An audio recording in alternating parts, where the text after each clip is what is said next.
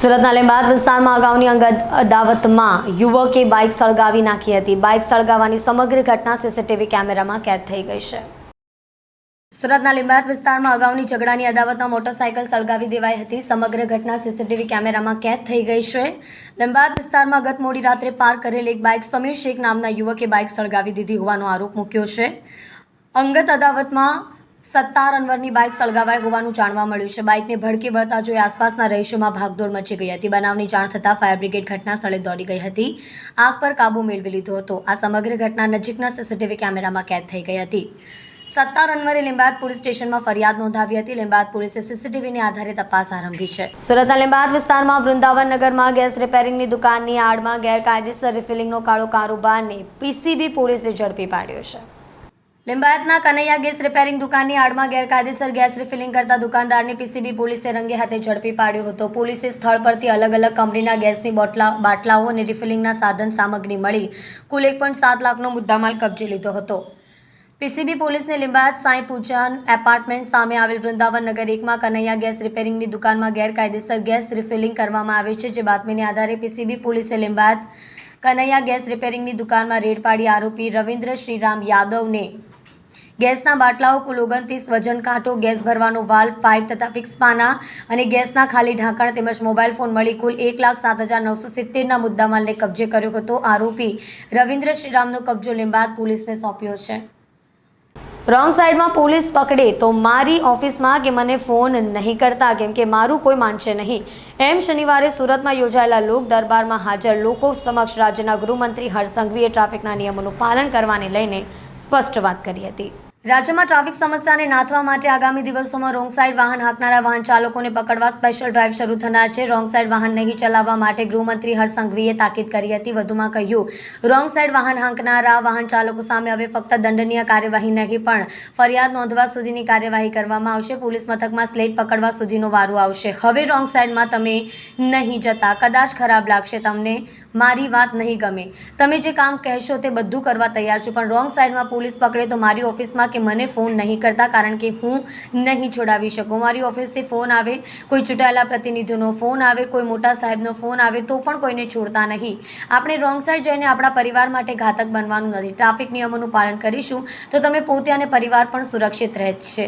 ઉલ્લેખનીય છે કે હાલ શહેરમાં ટ્રાફિક સિગ્નલનું મોટાભાગના વાહન ચાલકો સારી રીતે પાલન કરતા થયા છે, પરંતુ હજી પણ કેટલાક વાહન ચાલકો રોંગ સાઈડ જઈ ટ્રાફિકમાં અડચણ ઊભી કરે છે।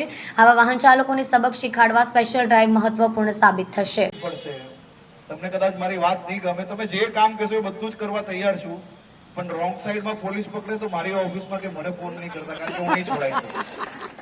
મારું કોઈ માનશે નહીં કારણ કે મેં એ લોકોને કહ્યું છે કે મારી ઓફિસથી બી ફોન આવે, કોઈ બી ચૂંટાયેલા પ્રતિનિધિનો ફોન આવે, કોઈ બી મોટા સાહેબનો ફોન આવે, કોઈને છોડતા નહીં એકવાર માટે। આપણે રોંગ સાઈડ પર જઈને આપણા પરિવાર માટે ઘાતક નથી બનવાનું। આપણે ટ્રાફિક નિયમોનું પાલન જો કરશો તો સુરક્ષિત ડ્રાઇવિંગના કારણે તમે બી સુરક્ષિત રહેશો અને તમારા સુરક્ષિત રહેવાથી તમારું પરિવાર બી સુરક્ષિત રહેશે। એટલે રોંગ સાઈડની અંદર હવે ચલાન નહીં ફાડશે। રોંગ સાઈડની અંદર પોલીસ કેસો કરવાના ચાલુ કર્યા છે, એટલે સ્લેટ પકડવી બહુ ભારી પડશે। એટલે કોઈ બી રોંગ સાઈડ પર જતા નહીં, અને રોંગ સાઈડ પર જાઓ તો ફોટો જે સ્લેટ વાળો પડે ને એ ઇન્સ્ટાગ્રામ પર મૂકજો, એટલે ભવિષ્યની અંદર બીજા કોઈ તોડે નહીં નિયમો। એટલા માટે આપ સૌ પાસે નિવેદન છે કે આટલા વિષયો આપ લોકો જરૂરથી કરો। જેટલી ફરિયાદો છે જરૂર, અહીંયા 2 જણ બેઠા છે, એ બધી લખાઈ લો, અને એ ફરિયાદોને હું અહીંયા જ બેઠો છું ભાઈ, અને એ ફરિયાદો જે કઈ છે એના માટે કાલે અહીંયા અધિકારીઓ આવીને બધી જ સોસાયટીઓની જેટલી અલગ અલગ સોસાયટીવાળા આવેલા છે એ બધા જ। સુરત મહાનગરપાલિકાનું પલ્સ પોલિયો નાબૂદી અભિયાન શરૂ કરાયું છે। આજે તારીખ 23 થી 26 જૂન સુધી પોલિયો અભિયાન ચાલશે। ગુજરાતના લાખો બાળકોને પોલિયોથી બચાવવા માટે સરકારે હાથ ધર્યું મોટું મિશન। સરકારના હેલ્થ મિશનમાં જોડાશે રાજ્યના લાખો આરોગ્ય કર્મીઓ। ગુજરાત રાજ્યના કુલ 1.34 લાખ આરોગ્ય કર્મીઓ 33,500 બૂથ દ્વારા પલ્સ પોલિયો અભિયાન હાથ ધરશે. 24 અને 26 જૂન દરમિયાન હાઉસ ટુ હાઉસ ફરીને આરોગ્ય કર્મીઓ ટીપા પીવડાવશે. સુરત મનપાનું પલ્સ પોલિયો નાબૂદી અભિયાન શરૂ કરાયું છે. તારીખ 23 થી 26 જૂન સુધી પોલિયો અભિયાન ચાલશે. સુરતમાં કુલ 340 સેન્ટરો પર 1 થી 5 વર્ષના બાળકોને પોલિયો પીવડાવવામાં આવ્યો છે. લકવાગ્રસ્ત નાબૂદી અભિયાનને તેજ કરવામાં આવ્યું છે. મનપાના આરોગ્ય વિભાગ દ્વારા વાલીઓને ખાસ અપીલ કરવામાં આવી રહી છે. વધુમાં વધુ બાળકો અભિયાનમાં ભાગ લઈ બાળકોને રસી પીવડાવી જેથી બાળકોના સ્વાસ્થ્યને કોઈ હાનિ ન પહોંચે. Doctor Brijesh B doctor west zone liaison officer medical officer Palanpur health centre. Pulse polio immunisation programme હેઠળ ભારતના 3 રાજ્યોમાં અત્યારે નેશનલ ઇમ્યુનાઇઝેશન ડે પ્રમાણે પોલિયોનો પ્રોગ્રામ ચાલી રહ્યો છે. એ પ્રમાણે દરેક આપણે 0 થી 5 વર્ષના બાળકોને પોલિયોના ટીપા પીવડાવવાના છે. એના માટે વેસ્ટ ઝોનમાં પણ 350 જેટલી ટીમ કાર્યરત છે અને એમને આજે બુથ પર અને કાલથી ઘરે ઘરે ફરીને 3 દિવસ સુધી એટલે 23થી લઈને 26 તારીખ સુધીના પ્રોગ્રામ ચાલવાનો છે. તે પ્રમાણે બધા દરેક બાળકને આપણે આવરી લઈશું અને એક પણ બાળક બાકી નહીં રહી જાય તેની કાળજી રાખવાના છે. એટલે દરેક બાળક પોલિયોથી રક્ષિત થઈ જાય એની કાળજી રાખવાની છે. અને પલ્સ પોલિયો ઇમ્યુનાઇઝેશન પ્રમાણે આજે બૂથની એક્ટિવિટી છે અને કાલથી ઘરે ઘરે ફરીને પોલિયોની રસી પીવડાવવાની છે. અંદાજે વેસ્ટ ઝોનમાં લગભગ 50,000 બાળકોને આપણે રક્ષિત કરીશું પોલિયોથી અને એને માટેની કામગીરી આજથી ઘણી સરસ શરૂ થઈ ગઈ છે. અંદાજિત 50,000 બાળકો જેટલા વેસ્ટ ઝોનમાં પીવડાવવાના છે. સુરતમાં ભગવાન જગન્નાથની રથયાત્રાની તૈયારી પૂરજોશમાં છે. દર વર્ષે શ્રીલંકા વિજય હનુમાન મંદિરથી અષાઢી બીજના રોજ ભગવાન જગન્નાથ બહેન સુભદ્રા અને ભાઈ બળભદ્ર સાથે નગરચર્યા પર નીકળે છે. આવનાર અષાઢી બીજ પૂનમના દિવસે ભગવાન જગન્નાથ નગરચર્યાએ નીકળશે. ત્યારે સુરતમાં સૌથી મોટી દક્ષિણ ગુજરાતની લંકા વિજય હનુમાન મંદિર દ્વારા રથયાત્રા કાઢવામાં આવે છે. ત્યારે સુરતમાં ભગવાન જગન્નાથની રથયાત્રાની તૈયારી પૂરજોશમાં ચાલી રહી છે. દર વર્ષે લંકા વિજય હનુમાન મંદિરે અષાઢી બીજના રોજ ભગવાન જગન્નાથ બહેન સુભદ્રા અને ભાઈ બળભદ્ર સાથે નગરચર્યા પર નીકળે છે.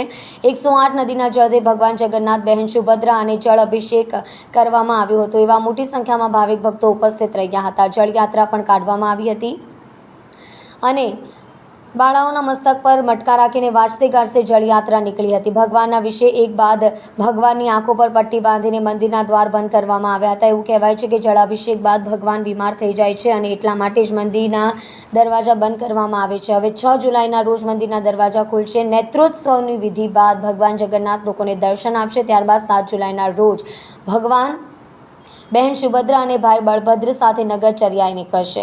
ભગવાનને સ્નાન करावવામાં આવ્યા છે. आज पूनम છે, पूनम स्नान जगन्नाथपुरी में भी आज भगवान मंदिर में मंडप में विराजमान स्नान થયો છે. એની સાથે લંકા વિજય હનુમાન આશ્રમ में દર વર્ષે રથયાત્રા નીકળે છે. રથયાત્રાની ભાગે આજે જલયાત્રા હતી યાની પહેલા રૂપ. જલયાત્રાને અંદરમાં 108 નદીઓને જલ એકત્ર કરીને બધી 108 દીકરીઓને માથે કલશ લઈને ગાજતા વાજતા રંગે ચંગે હરતની સાથે આજ જગન્નાથ ભગવાનને સ્નાન કરાવવામાં આવે છે. આજ સ્નાન કર્યા પછી જગન્નાથ ભગવાન માંદા પડી જાય છે અને કપાટ બંધ થઈ જાય છે. આજને પછી જગન્નાથપુરીમાં બી દર્શન બંધ થાય છે અને નેત્રોત્સવ દિવસે યાની 6 તારીખે નેત્રોત્સવ થશે ત્યારે ભગવાન દર્શન આપશે અને 7 તારીખે 7 जुलाई रंगे चंगे भगवान रथयात्रा में विराजमान थઈને नगर दर्शन माटे नगर से एकमात्र जगन्नाथ भगवान ही ऐसा है कि 33,000 देवी देवताओं में बरस में एक बार मंदिर से निकल कर बाहर आते हैं. वह बोलते हैं भक्तों से मैं रोज़ तेरे दर आती हूँ, तुम भी कभी मेरे घर आया करो. मंदिर में रहते हो भगवान, कभी बाहर भी आया जाया करो.